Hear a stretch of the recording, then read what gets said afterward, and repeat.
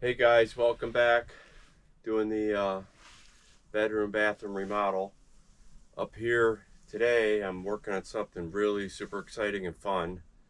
I'm removing tons of scratchy insulation so that I can expose the ceiling, because I've gone ahead and cut in holes for the recessed ceiling lights.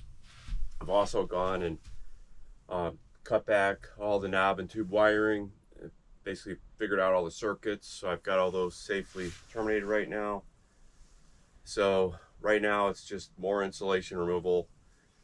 Then eventually I'll be installing the wiring and the new recessed lights. So wish me luck.